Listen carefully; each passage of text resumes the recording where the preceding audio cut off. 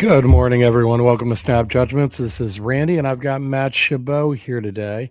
And today, what he and I are going to do is a little bit of a dueling 7-round mock draft. He's going to take his Chiefs. I'm going to take the Patriots. And we're going to see how things shake out, with two real life people drafting. And the auto draft will be on for the other 30 teams. So, Matt, for people that aren't familiar with you, you've been on this show a couple times already. Thanks for coming on again. If you could just, give yourself a brief introduction and we'll get this thing started up.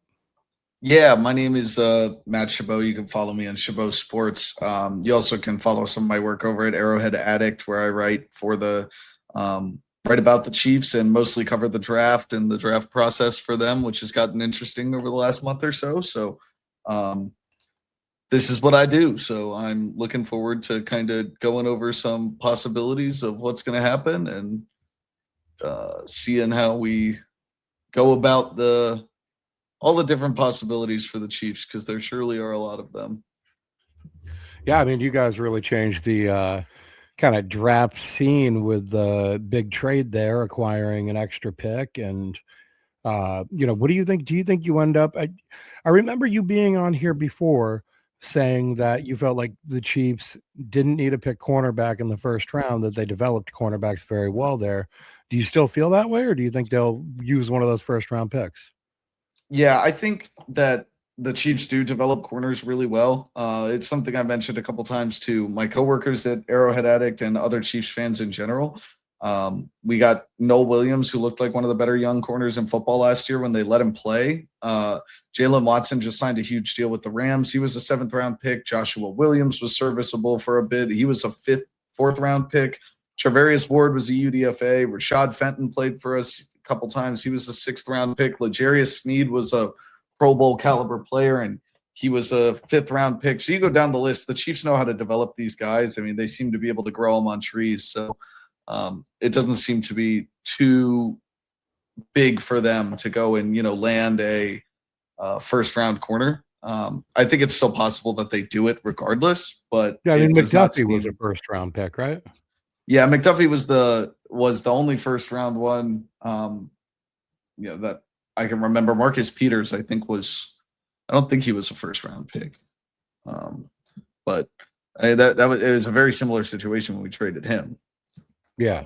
But do you feel like they built that way because they were building around McDuffie and they felt like they had that skill set and they need one of those guys? Or Peters was a first-round pick. Okay, sorry. Yeah, no worries. Yeah. But do you feel like they need like one of those guys that's like a first-round type real athletic player, and and then they can build around that with later round picks? Or in my opinion, the best secondary the Chiefs have really run out over the last couple of years revolved around L'Jarius Sneed, who I think was a better corner than McDuffie, at least when he was with the Chiefs for a little while there. I mean, especially in the slot, L'Jarius Sneed was, I think people don't remember how good he was with the Chiefs, kind of because of how he left and now how he's been with the Titans and his injury history and all this stuff. But L'Jarius Sneed was maybe the best corner in the NFL there for a little bit with the Chiefs. I mean, I genuinely believe that. His impressed man, he was ridiculous in coverage. He was great, an incredible tackler. He was just a really skilled player all around. So I've always been a big fan of Sneed as a player, especially since his rookie year. But I mean, the Chiefs have proven that they can develop these guys. I mean, if you remember when they drafted Sneed, he was a safety at Louisiana Tech. So yeah, I think it's something that's. What do you think happened to him in Tennessee? Injuries happened, and then there were some legal issues apparently that came up with I don't really know exactly what happened, and I don't comment on that because I don't know. But a variety. I think it was more off-field stuff than anything else, and a lot of change has been happening in Tennessee over the last year or so. So yeah, hard to know exactly. That's certainly true. All right. Well, listen, let's get on into this mock draft. Nope, just waiting on you to go. Sorry, my computer's lagging a little bit, I think. You're all good. Yeah, I think this is kind of honestly like the worst case scenario for the Chiefs. Realistically, I think you're probably looking at a trade down in this spot. But if I'm going off of realistically what we've been hearing, I think they're really interested in an offensive tackle because they're not too confident in Jalen Moore, and I think Maui Noah is the best guy in the draft, so that's where I'm going to go. Okay. I'm not All right. a big fan of Let's them see who's on the getting. clock for me here. Well, I got another one. Oh, you're up next again. So, Yep. I yeah, forgot. so Maui Noah's, in my opinion, he's the best offensive tackle in the draft. Man, this board is stinking for the Chiefs right now.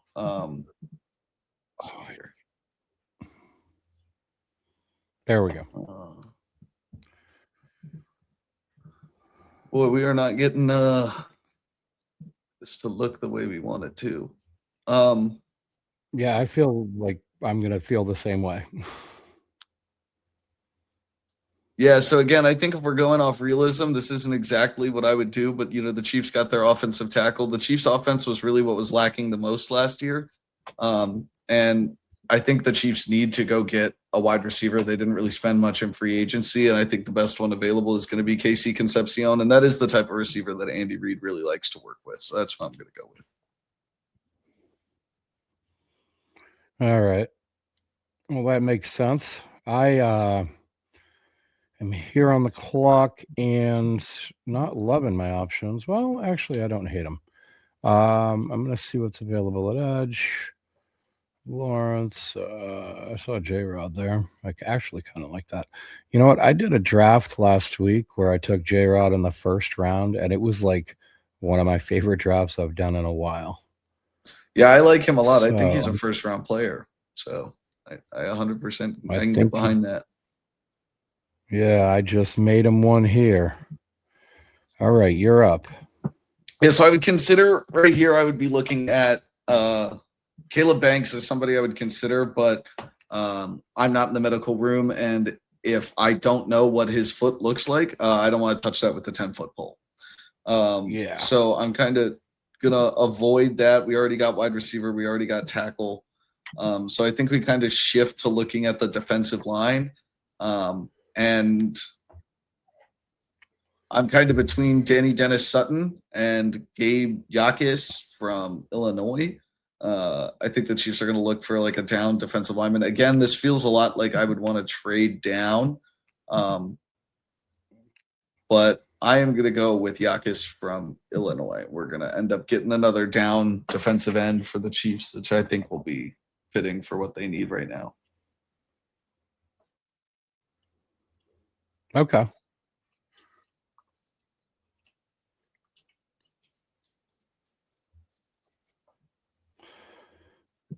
Nice. Yeah, he's one of my favorite edge prospects in the class here. Yeah, I like him a lot, especially for the Chiefs defense. All right. Let's see. Oh, you know what? This right here on the clock. Look, the Patriots, they went down to his pro day. They spent a lot of time with him. They pulled him aside, asked him to run some extra drills for them. They have worked hard on their run game over the offseason, signing a real fullback, bringing in a blocking tight end, bringing in a new starting left guard. I think that this could very well be the way they actually go. And so I'm going to take Mike Washington Jr. there in the second round. I like that. I like Mike Washington a lot. He's my running back 3 in the draft behind Jonah Coleman and obviously Jeremiah Love. So I think that he becomes a big-time part of the Patriots offense. We also just signed our fullback, and he happens to be a former Patriot, and his name is Chris Tonga. So apparently the Chiefs may actually run him at fullback for a little bit, which is funny. So yeah, he put in some work there on the offensive side of the ball for us. Yeah, so I know I've talked to you about this before. I've talked with other people about this before, but this is around the area where I think the Chiefs look at a corner. And I've definitely talked to you about my favorite guy at the cornerback position in this year's draft, as far as like my guys go. And Davis Igbinosun would 100% be my pick here. So if he's going to be on the board, I think the Chiefs go get that type of player will be exactly what Steve Spagnuolo likes to work with. He'd be a lot of fun. Okay. All right. That makes sense to me. All right. So Patriots are back up. We've picked J-Rod and Mike Washington. We have not addressed the edge position yet.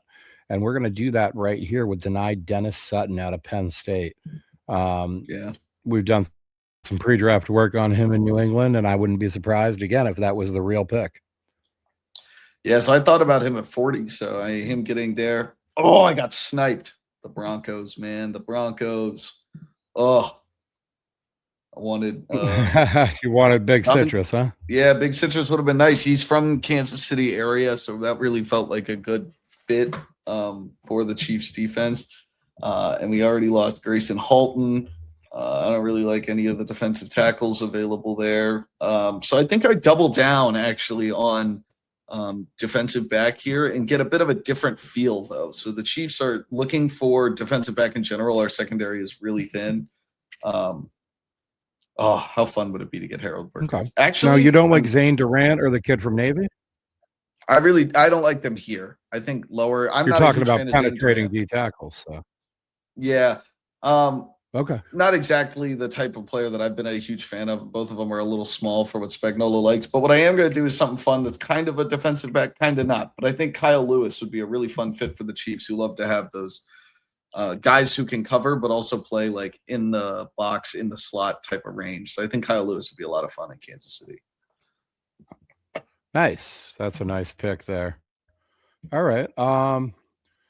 Well, we're here on the clock. We took our edge. We took our linebacker. We took a running back here. And I am going to go ahead and grab Landon Robinson right here. Real athletic kid out of Navy. He's a little smaller, but I think he can kind of line up at kind of that DN, like backup for oh man, why am I drawing a blank here? Anyway, backup along the defensive line. Sorry, long day. Yeah. All right. And good. Then yeah, he's a talented player. Here in round athletic. 4, I'm going to address the wide receiver spot, and I'm going to grab us Malachi. That's your guy. Yeah, no, his workout at his pro day.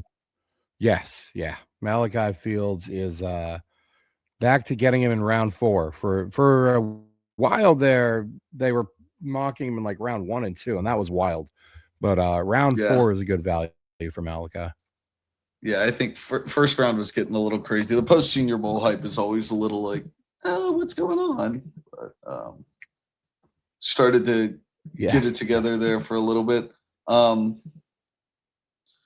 Chiefs did get Casey Concepcion earlier. They could look at running back to be a backup for Kenneth Walker. I think they'll also consider doubling down at receiver. Tight end is something because Kelsey probably will not be back next year that I'm looking at. Sam Roush is still on the board, so I'm not even going to think twice.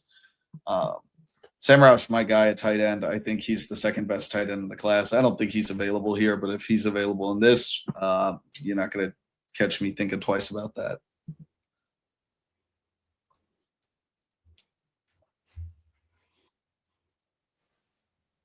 Yeah, that's a really nice pick. Oh, and I'm up again. So again, the Chiefs, we're really looking at the offense towards the end here. The Chiefs like these depth type of players. That's what they need. I'm going to take Roman Hemby. I could go into detail about the things that I like about Roman Hemby, but I went to the University of Maryland where he played before he was with Indiana. He happened to be the same major as I was in college. So he was a very, in a lot of my classes, and is a very awesome guy, and did a lot more work on assignments and things like that than most of the college athletes you work with. But nice. I'm not just picking him because I know him and because he's a cool dude. He's a very talented player, really all around skilled. And I think he really highlights what Kenneth Walker does, because Kenneth Walker is such a good player with the ball in his hands, decent pass blocker and all that. That's what Roman Hemby struggles with, specifically the pass blocking portion. So that's what I'm going with. 5 seconds. Okay, good. Oh. I was making sure you're getting it in. No, I'm looking at it. All right. Well,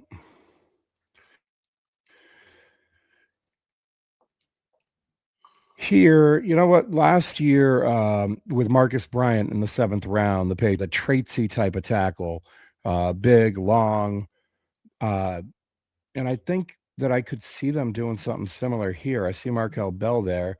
I know they've talked to Travis Bryant. Um, but you know what? I'm going to go with another one of my guys here because I think this is the right range. Ooh, you know what? Ooh. Uh, yeah. I'm going to go with.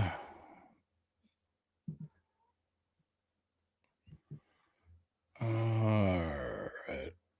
Where is it here? 189. All right. I'm going to go with Lander Barton there. I like him. He's a All big, right. long coverage linebacker. He's a guy who I think you can put out in space, cover tight ends. You're not going to get a lot in the pass rush game out of him, if anything at all. But he'll be good in coverage, third down, that type of situation. Yeah, I'm gonna look for the Chiefs. I'm gonna go back to the secondary here. The Chiefs have already addressed that box safety type of deal with Kyle Lewis, so I think they're gonna look for more of a ball hawk guy that can play the ball. Losing Brian Cook also hurt in the secondary, so we're gonna get more of a free safety type of guy, and I'm gonna get back-to-back picks of guys who were at Maryland last year. I'm gonna take Jalen Husky, who I think could go a lot higher than this. Nice, nice. Yeah, I've talked to people who think he's about a third round pick, maybe. Yeah, he definitely could be. All right, let's see. I'm here 191. I dropped again in 7 picks and then 4 picks after that. I got four picks inside 20 picks here. So I think what I'm going to do is, you know what? I kind of like this guy. We need a left guard that's going to develop. I was watching the Arkansas tape with Mike Washington there, and the player that really just kept on jumping out at me, looking like an NFL player. He's very wide. Like he takes up a lot of space in that guard position. Was Fernando Carmona Jr. And I think you bring in a new running back like Mike Washington, you bring in a guy he's familiar with, and it kind of helps everybody out a little bit. So, Yeah, for sure. all right. Next here, I'm going to bring in a local kid, Lewis Bond. He had his pro day today. He's probably a guy who's going to compete for minutes in the slot. We've got Pop there. We've got Efton Chisholm there. I don't know how long Pop Douglas is for New England. I wouldn't be surprised to see him traded or even potentially released. He's not the best fit for this system. And, I think we could see if Lewis Bond is a little bit of a better fit there. And then here I'll bring in Adam Randall. He's a kid we had in for a Pro 30 visit from Clemson. A guy that can contribute a little bit in the passing game. He'd probably be, a backup. He's going to back up, probably be like a 4th option or whatever. But you get a little bit of depth in that running back room. Yeah, I got the last pick for the Chiefs here. We already took a big time receiver with KC Concepcion. I think they're still going to look for some more depth. Chiefs have never had a problem spending late round picks on the outside positions like receiver and corner and just seeing if they can compete for a roster spot. One of my favorite guys at this point in the draft is going to be Reggie Virgil from Texas Tech. He is a really smooth route runner, has good size to play inside and out. And just that general athletic profile, I think, is the type of thing the Chiefs are going to look for late in the draft. He has average to below average speed, but really moves so well that he's able to get open. They need that from Mahomes this season. I was going to ask, were you disappointed with his workout numbers? Yeah, they weren't ideal. Definitely wanted to see a little bit more speed, especially because when he was with Miami of Ohio, his deep threat stuff was crazy. He averaged almost 20 yards per catch. So wanted to see a little more at the combine, but I'm not too concerned that I wouldn't take him here. All right. All right, let's see. Given the options that I'm looking at right here, all right, we went with a linebacker. We've got 2 running backs in this draft, 2 linebackers, an edge, D tackle, wide receiver, guard, wide receiver again. Oh no, that's the same. Yeah, 2 wide receivers, 2 running backs. All right, we've gone with a heavy offensive draft so far, and I don't feel like that's going to change here. But let me take a peek at these edge players and see if I can't get anybody worth grabbing here. 5, 4, 3. Oh shit! Yep. Yeah, it took for me. Who did it take? Let's see. I think it said Cole Payton. Damn it, I can't get there. Cole Payton. Fascinating. All right. That's an interesting pick anyway. Now I'm back on the clock here at Get a 247. little backup quarterback regardless, I guess. Yeah, Cole Payton. Look. Yeah, listen, we just cut Josh Dobbs today. Yeah. So it makes sense. Software's up to date. To get another backup. Good. All right. All right. I know exactly where I'm going to go here. I'm just going to find him. Oh, shit. Maybe I'm not. Maybe he's gone. Oh, here we go. There we go. That's where I'll go. All right. We're going to bring. Oh, you know what? I don't love that. I was thinking about another big one, Travis Burke. He's got a lot of interest out there from various teams. Kid out of Memphis, just a big hulking kid. Like he plays a little high, he plays a little upright. Not quick or fast or anything, but he's big, long, and probably going to end up like a practice squad type guy. But that's why you take him at 247. So, all right. Yeah, he's I guess only I'll played go down my football for final so long, results too. here, which are Jacob Rodriguez in the first, Travis Burke. Yeah, he hasn't played very long. He has an interesting story of like how he's developed into the player he is. So, lots of movement on that.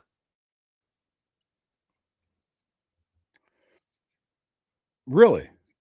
Yeah. All right. Let's see. I can't see your full results. Do you have your full results? I do.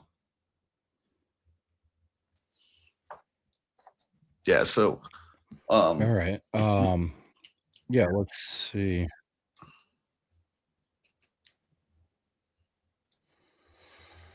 All right. So what was your end picks? Yeah, so truthfully, not the ideal scenario for the Chiefs, especially in the first round. Things kind of went in the like if the Chiefs are not able to trade out of their picks, things kind of went south quick for them. Maui Noah in the first round. The Chiefs get their offensive tackles situated for the next 5 years with him and Josh Simmons. I would prefer to see the Chiefs address other issues, but Maui Goa is the best offensive tackle in the draft. So I think that's a good thing for them. Concepcion, I felt like, was the best pass catcher in the draft that was available at that point. And Andy Reid and his staff really like that type of receiver. That's what he's worked with his entire career. So I think they land him. And then we get two guys that are kind of on that my guys list towards the end of the season are going to be Gabe Yakis and Davison Igbinosun, two freaky athletic defensive linemen or defensive players, one defensive lineman, one corner. Kyle Lewis is going to be a big like box safety type of linebacker safety hybrid. Sam Roush, big tight end to play next to Travis Kelce. Roman Hemby is going to be good depth at running back.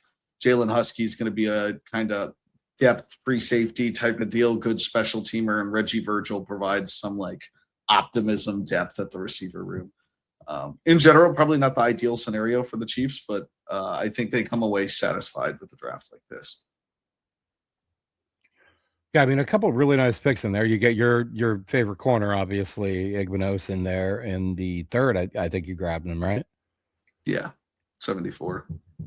Yeah. And then, I mean, Kyle Lewis and Sam Roush are kind of, darlings of the pre-draft process, if you will. Everybody loves them. Lewis for his coverage and ball hawking abilities in those screen situations. And Roush, I mean, he another Senior Bowl guy, right? Yeah, look, I wouldn't be surprised if the Chiefs trade up at the top of this draft at some point.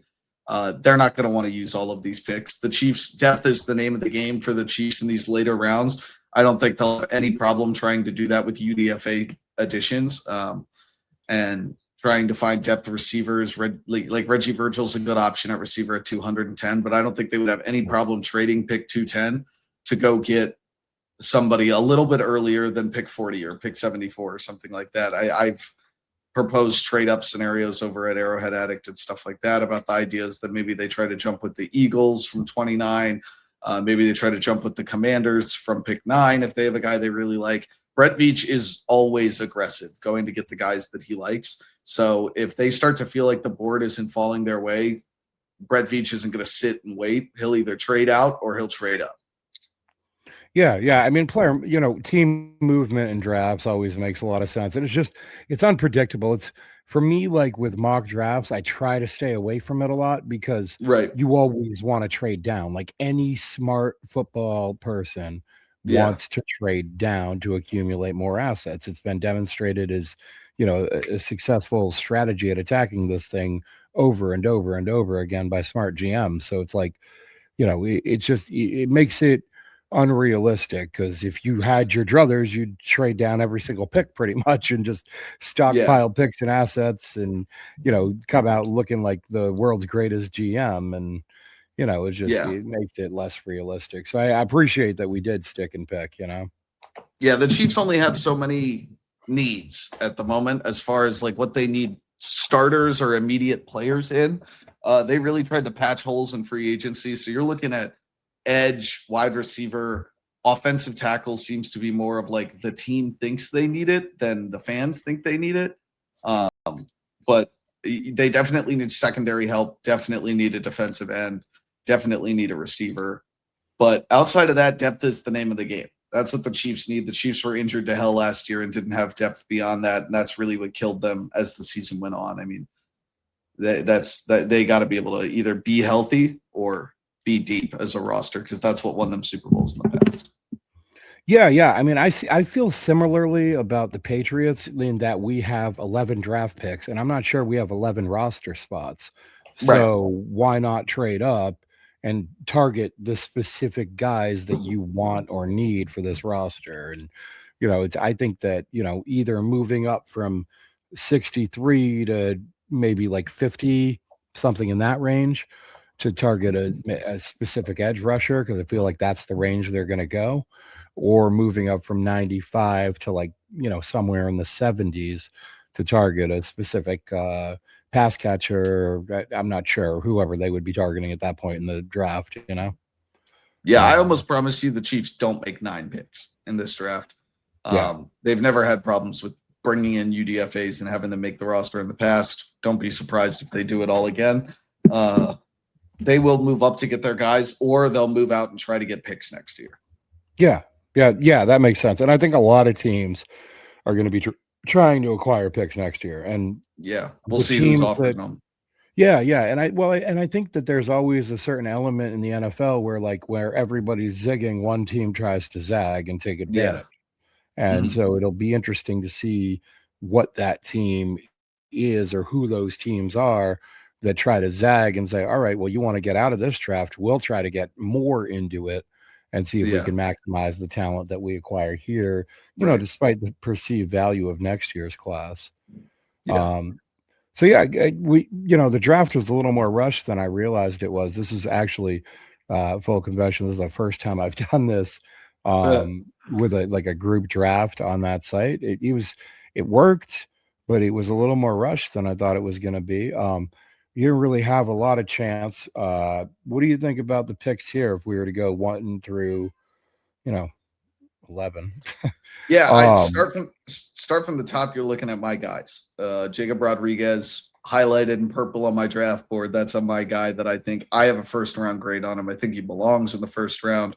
At some point, you have to say, and this was what I was saying before he tested like an elite athlete. At some point, you have to say, if a guy plays football really well, we're going to draft him to play football. Jacob Rodriguez both plays football really well and is a top 10% athlete. Now, I don't know why his stock hasn't risen even further. I think he belongs in that like definite first round conversation. I don't see a reason why he should make it out of the first round, even though he might. Yeah. Mike Washington's in the same conversation, except not in the first But round, more in the second round. on J-Rod too, like I think it's interesting because he has this rep as being like on the smaller side. And sure, he's a little bit on the smaller side, but like he weighed in and measured in almost the exact same thing as CJ Allen. Literally And identical. CJ Allen, nobody has those concerns about CJ Allen. Yeah. Yeah. Those two guys are really, I mean, you're talking about athletes that really play football at a high level, and there's no reason to pass on that. Mike Washington's also highlighted in purple on my board. This guy's one of the most athletic running backs in this year's draft. He'll come into the NFL and be one of the most athletic running backs in the NFL. Patriots would then end up with two of those guys because having Mike Washington and Travion Henderson on the same roster would be a lot of fun. I think Mike Washington brings a little bit more consistency than Travion Henderson's going to bring. But still, that's going to be a nightmare for defenses who have to try to keep up with that. And then you got Danny Dennis. Well, the Mike Washington thing too. I think that Henderson had a difficult time getting on the field last year. And I'm not sure, like they definitely want everybody trying to earn their spot. And I don't think they're afraid to like walk away, even if it's an early round investment, or at least like threaten his reps on the team, and the idea, I think people would look at it and say, oh, well, kind of a smash and dash, you got the big guy and the fast guy. But the reality is Mike Washington actually tested faster than Henderson did by a full tenth of a second. So it's like he brings the size, he brings the speed. If Henderson doesn't figure out the pass blocking thing, then he's gonna have to figure some things out if he's gonna want to get on the field. Yeah, that's a big deal in the NFL. I mean, if you can't pass block, you can't play. Right? That's going to be how it is with running backs. One of the most undervalued things in the league. So that's going to be important. Danny Dennis Sutton's another guy that I don't have highlighted as my guy, but I probably am higher on him than most, especially after his most recent testing. This guy is a gym rat. I mean, is just athletically at another level. People are pushing the whole like another Penn State guy who doesn't finish plays. That's ridiculous. He was double teamed all year with Penn State. That roster was abysmal. So I have no problem with him. Really a hand in the dirt outside edge rusher that would be a great fit in almost any defense, really. And for a guy who moves the way that he does, it's just crazy. And that's what I was going to ask. Do you think that he's just a hand down guy, or do you think he can stand up and generate some speed to power that way as well? He can, but I don't think that's exactly what you want to do with a guy who's 260, 265 pounds. Like that's what he wants to play at. He's a big dude. So there's so much he can provide with that hand down and generating the upward force into a tackle. Whereas standing up, I just don't think you're going to get that explosive speed and bend off the edge that you look for from some faster traditional 3-4 outside linebackers. But I think he's capable of it. I just don't think it's where you're going to get the most out of him. Okay. Yeah. And then I passed on Landon Robinson. You took him. I think with him, I grew up right next to the Naval Academy. So definitely have watched plenty of him. I've heard plenty about him. Super, super athletically skilled guy. Wickedly undersized, but that does not matter to me, and it doesn't matter to me because I have a first-round grade on D'Angelo Pons. So your size doesn't matter if you're a talented player. Landon Robinson is absolutely a talented player. He moves well. He's strong. He's very talented. And if you're able to be that skilled on a football field and get through a military academy, yeah. And that's what I want that military type attitude in the locker room, that's why I kind of gravitated beyond the athleticism, beyond the football skill. And that's kind of what balances out the size issue for me is like, you've either got to have great measurements and a great frame, or you've got to be a fucking psycho. Yeah. Yeah.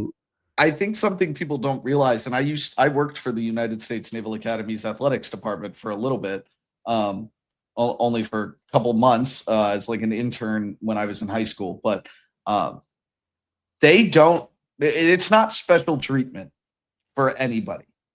Landon Robinson is just as much of a plebe in his first year on the Naval Academy as everybody else is. He is just as much as a midshipman as every other midshipman at the United States Naval Academy. So this guy is not slacking. I mean, I've met, worked with, hosted, helped plenty of midshipmen at the United States Naval Academy. It is exhausting. It is draining.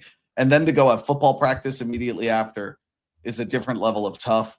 So Landon Robinson definitely brings like a Mike Vrabel type of, that's a guy Mike Vrabel would be like, yes, please. So, exactly. And I think you've talked about Malachi Fields and Lander Barton several times, but we're talking about athletic guys covering a lot of ground, really big players. Both probably have a relatively similar frame because I think Fields is 6'4", 220. Lander Barton's probably 6'4", 240, 235. So yeah, something like that. 6'5", I think even. Yeah, you're looking at two big guys. Malachi Fields brings a new feel to that Patriots receiver room that Romeo Doubs doesn't bring, that Kayshon Boutte doesn't bring, that Ifnin Chisholm doesn't bring. That's a new type of feel that gives Drake May somewhat of like a bailout. Like there's nothing open, huck it in the air and let Malachi Fields do something. And I think it really helps with the red zone issues. Yeah. I mean, it's kind of how I felt about Keon Coleman when the Bills took him. I was kind of like, and they haven't used him in that manner. The Bills had Khalil Shakir and plenty of other receiver talent bringing in Keon Coleman. And, I mean, they also have two quality tight ends. So it really felt like Keon Coleman should be the guy that Josh Allen, with the cannon of an arm, just, you see him on a 9 route, nobody's open, and you throw that thing up to the guy who used to play Division I basketball and let him go get the thing. That has not been how Keon Coleman has worked out. I think if the Patriots coaching staff works with Malachi Fields the right way, gets him in the right role, he is far more than just a bailout option, but that is something that he provides that other receivers on the Patriots roster, I just don't think they bring. Yeah. And I mean, we mentioned the Senior Bowl too, where he really showed off his ball tracking skills. Like that one highlight throw from Jalen Green was, I mean, way off target. Yes. And Fields had to come a good, 15, 20 yards maybe off his spot to go catch that. But he sure did. And, it's for him, like, I do like him. I like his play style. I like a lot of things about him. There's a lot of red flags, and I'm old enough to no longer think that many red flags is a carnival. So it's like I worry about the small hands. I worry about the slow top speed. I worry more about the slow get off than anything. And the small hands, I mean, that's a bigger deal to me with a receiver. And we're not talking like not ideal, like Jacoby Lane has ideal sized 10-inch plus hands. I'm not talking about they're not ideal. I'm talking about they're less than 9 inches. They're like the size of my freaking hands. So it's like it's tough to be successful in the NFL when you're a contested catch receiver that's not going to get a lot of separation and you got tiny little baby hands. Yeah, it's a tough deal. I wrote something a little while ago on my own website a while back before I worked with Arrowhead Addict about, the lost art of these contested catch receivers.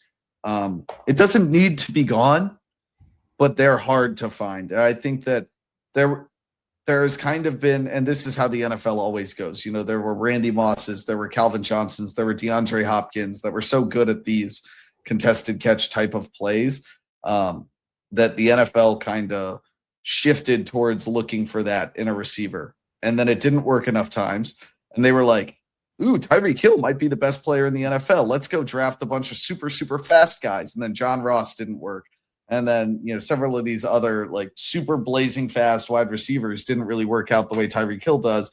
And now we're seeing a bunch of, there's Amon-Ra St. Brown and, Jackson Smith and Jigba just got paid. And everybody's like, let's go get a route runner.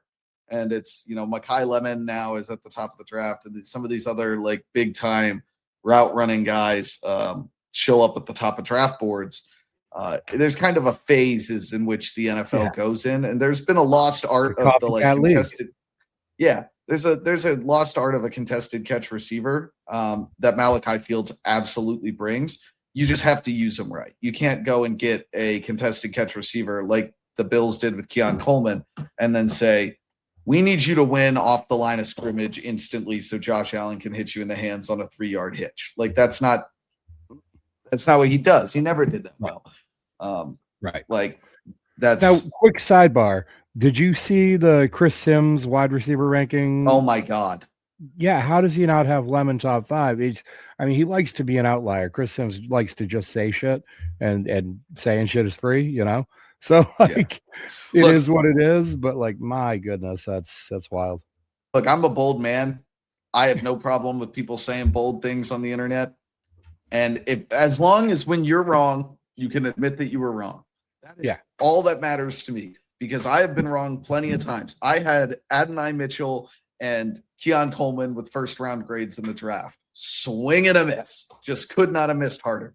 Admitting that you missed on guys and stuff like that is the part that matters. I think Chris Sims is out there, but I also have seen him admit several times when he was wrong. He had Tyree Wilson as the top edge, and Will Anderson was his fifth ranked edge in the draft. yeah, Absolutely has come out and said he was wrong about some of those grades. That's absolutely right. People would probably call me crazy for my grade on Davison Igbinosun being the second best corner in this year's draft, but I don't mind guys putting out bold takes as long as one, when they're wrong, they can admit it, and two, they can back it up with the reason why they think that. I haven't talked with Chris Sims, but it is absolutely a bold proposition to have Zachariah Branch and Chris Brazell above Makai Lemon. Yeah, Yeah. yeah. All right. Well, moving right along here. Yeah. So Lander Barton, like I've talked about him a lot, and I think he's a good coverage linebacker. You're not going to get much in the pass rush game out of him, and I wish he was like more. The reason I question this pick actually, and I don't know if he'll end up here, is because I wish he was more of like an intense Vrabel type player where it's like hair on fire. But I also think that you take a swing on guys like with traits like that and measurements like that, and he does have the football background, the football IQ. He has that C on his shirt in college. Like he Yeah. has a lot of the important things, and you put him into a group with a guy like J-Rod and a guy like Robert Spillane and a guy like Christian Ellis. And look, he's not going to be, slacking or anything like that. Like you either Yeah. get up and you run in that group or you get run out of here. Like, so. Yeah. Yeah. Pick 171 isn't a ton of risk for a player like that. And he has the athletic ability that it's worth a shot. I think the most frustrating thing to me about Lander Barton is that he's like the biggest guy on the field with all the athletic ability to cover sideline to sideline, and then he doesn't want to put his head down and tackle. And I'm like, dude, Yeah, please he's so hit that guy. yes. Stop He's arm so, tackling guys. yeah, he's so like tentative about it. Like he Yeah. doesn't trust his athleticism or something to like just close and make that hit. Or he's just, I don't know if he's taking like poor angles or he just doesn't trust himself all the time or a combination. Yeah, I really feel like he's there. I mean, like he's in a position to make a tackle and then he throws a shoulder or throws an arm out there and tries to trip up and stuff like that. And doesn't always finish tackles in the open field. I think that there's potential for that to change, but that is I want to be in the interview rooms for these players so bad because my draft board would be wildly different if I could ask each player in the draft 10 questions. Because there really is an aspect, especially with football, probably more than almost any other sport, of like effort is essential in football. I mean, if guys who are giving up on plays cost you games, it's time and time again that it's if you're a basketball fan, any college basketball fans that have been watching March Madness, no effort on defense means no defense at all. Right. Half of what it takes to be a good defender is trying your butt off the entire game. That's what it takes to be a good corner. That's what it takes to be a good linebacker. That's what it takes to be a good offensive lineman. Really doesn't matter what position you play. We talk about all the skill positions. If a wide receiver gives up on a route too soon, I don't care if you run 4.22 speed and you're 7 feet tall. It means absolutely nothing to me if you give up on the route and the quarterback throws it to a free safety lurking over the top because you just stopped running. That effort thing matters. I'm not saying Lander Barton doesn't give effort. I would just love to know. That's my thing with Barton is I just wonder if he like doesn't have that killer in him. Like when he's closing on the quarterback, he doesn't do anything. He doesn't put his hands up. He doesn't yell at him or so. I don't know. Do Yeah. something, Yeah. something. I don't care. You're closing on him. You don't have to sack him. Do something to affect the throw, and he just doesn't. And then, but then on those other plays where he's like in open space chasing a ball carrier, it was always seemed weird to me because it was like, close it, tackle him, hit him, hit him. Like I'm Yeah. literally like yelling at him at times. Please. And then he's turning and continuing to adjust his angle and chase this guy. And it's like he just doesn't trust that he can make that tackle from the spot he's at. And I don't know if he initially like he took a bad angle, he thought, or he just didn't trust his ability to spring off and close on it. But it was so like I didn't feel like it was effort because he was almost having to make more effort in Yeah. adjusting his angles and continuing to chase these guys that he should have tackled 10 yards ago. Like it was Yeah. frustrating watching his tape sometimes, but then the tools in the coverage game are there and it's like, man, you know, could he be used in a role and kind of like hope that he assimilates into a locker room where he's not the leader and Yeah. you know his intensity gets ramped up a little bit. Yeah, as much as you need to make effort, you also need to take risks in the Yeah. NFL. And it Oh, definitely felt like the safe, like I can tackle him if I'm tackling from behind, but maybe he runs me over. yeah. You're bigger than him. Hit him. Yeah. That's really the thing. Maybe the first question I would ask if I was in an interview room is asking if a guy would hit on a 16 versus 10, but who really knows? Like that's like how much risk are you willing to take? But Lander Barton is got Carmona, plenty did you of get eyes skill. on him? Oh, I sorry. have watched him. Really, really strong run block. I was gonna say really quick about Lander Barton before I move on. Oh, yeah, sorry. I think if you go back and talk about what we were talking about with Chris Sims, that could be the gripe with Mekhi Lemon too. If you're in the draft room and you think this guy, rumors about how he showed up to his interviews and the effort that he gave at his interviews, if people really think that he doesn't care, he's just going through the motions. You just kind of like that definitely affects how you grade players. But Yeah. guys who I don't worry about that with, Fernando Carmona, a grown man, interior offensive lineman who just moves people for a living. That's what he does. Definitely not quite NFL ready yet, especially as a pass protector, really loses his leverage and gets leverage easily from his base stance. He generates it with his legs, his hamstrings, really explodes upwards and gets into the chest of defensive tackles before they can get into him. But in pass protection, a lot of times you can see him sit back and he loses his lateral balance versus his forward and back balance and he gets knocked side to side at times, really improving that stance for pass rush, playing with some veteran guys that have been in the NFL for a bit and give them some tips. NFL coaching staff, NFL weight room will only make that a lot better. Yeah. I mean, I was surprised at his size because I'm double checking it now, and it said he's 6'5". And I thought his pad level was so low playing on the line. I thought he was going to be shorter and but he's so wide too.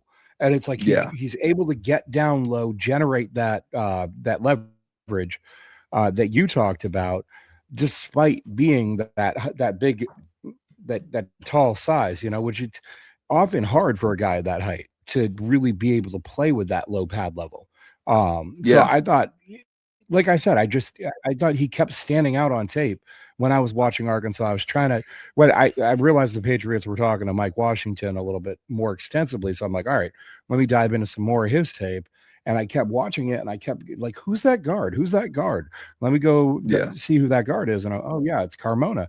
And, he just looked like the NFL guy on that team, on that line. Yeah. Like it was just very clear he was going to be the guy that went to the next level. Yeah, completely, not completely off topic, but I had a very similar experience when I turned on Texas A&M, going to watch, Casey Concepcion this year, going to watch the running back room from last year with Reuben Owens and Le'Veon Moss and those guys. And another one of my guys in the draft who I didn't end up getting to take for my Chiefs or the Patriots here, but Demetrius Crownover was the guy that I just watched over and over again and was like, who is this right tackle for Texas A&M? I think you have a similar experience when you watch Carmona. He is clearly the best player on that Arkansas offensive line. And the Arkansas offensive line was not one that was lacking last year. I think they were lacking a lot of areas, but offensive guard was not one of them. Carmona moved guys, so that's a big part of why Mike Washington had the success that he did. Yeah. Now, what do you think about Bond? Local kid up here, probably a slot guy. Like I said, he had his pro day today. All the Patriots brass go to the local pro days. It doesn't necessarily mean anything. They last year, man, I was really high on Trapillo, Azaraku, Kendall, all those guys were at the BC pro day. Vrabel and company met all those guys, and then they let them all slide. So it doesn't mean they're going to take Bond, but they had already met with Bond previously, I think at the Shrine Bowl. So what do you think about him and Adam Randall? Let's lump them in together because offensive weapons and time. Yeah, I think we can kind of lump together the last several picks with Bond specifically being maybe my biggest snub from the combine. Made no sense to me why he didn't get invited. I think he can be more than just a slot guy, although that's where he clearly brings the most value. A lot of wiggle in his routes, really does a good job of separating. He's a reliable receiver. He's not going to be the physical guy on the outside that's Malachi Fields. I mean, they're very opposite receivers, clearly, but I don't think his limitation is just to the slot, because I do think that he can win vertically. I think he can win with, reverse coming vertical and, back cutting routes, curls, hooks, things like that. Even in cuts from the outside work just fine for him. So I think he's more than capable of playing out there some, which that versatility will get you drafted in the NFL, especially when you show that upside from in the slot. Now, how about the return game? Does he bring anything there? Like, I think he returned some kicks at Boston College. I can't remember specifically if I saw him on the return game. I haven't watched Boston College in a while, but fair enough. It's possible. I think with the way the NFL is going now, honestly, I would rather have a big running back there with the new return style that has been happening. So I think that while he may bring some in college, the new style of return game, I would rather have Mike Washington back there personally. What's funny is as you're talking about that, I'm thinking Henderson was really effective in kick returns when he got there. He didn't get back out there until the Super Bowl. But, man, what if bringing Mike Washington in frees up Henderson for those kick returns? Yeah, I mean, it's a completely different game for the kick returns than punt returns. Lewis Bond may be better at punt returns, shaking guys in space and stuff like that. Right. But kick return game, I want a guy who's going to go put his head down and run somebody over at this point, because that's just the way it is. Was Adam Randall that type of guy? Yeah, I was just about to say, moving on, Adam Randall might be that guy. Adam Randall is on my board. He's just a big power back, really just dominant run you over type of dude. Not blazing fast, but he moves well for a guy of his size. Pretty tall, plays tall. Same concern I have with Roman Hemby, who I took for my Chiefs over here. Plays standing upright, can be easier to bring down than you'd like, especially for a player of his size and stature, but definitely brings that power. We can look at Cole Payton, who we didn't mean to take, but definitely can be a good depth guy. I have seen him get taken as high as the second round by some people. I know people who have him as the top quarterback in the draft. Don't know that I agree with that, but I've seen it. I heard a lot of Michael Penix comps, which might be just a lefty thing, but now I don't see it. I also was not Michael Penix's biggest fan by any stretch of the imagination, so wouldn't be super fair of me to compare the two. Peyton moves well, which is something that I like. I like a guy that's mobile at his size. Lefty quarterbacks are tough, but you have to flip your entire offense, and then you have to go get a right tackle that's a blindside tackle that hasn't played there. It can be a bit of a tough thing, and I know that it's something we want to pretend isn't like a big deal. It is. That's why the Dolphins, or not the Dolphins, that's why the Falcons picked up Tua. Having two lefty quarterbacks is important, because if Penix goes down, all of a sudden your offense is completely mirrored and it's a nightmare. Yeah, and I mean, it's why I've often thought that Cole Payton was going to be projected to Atlanta. But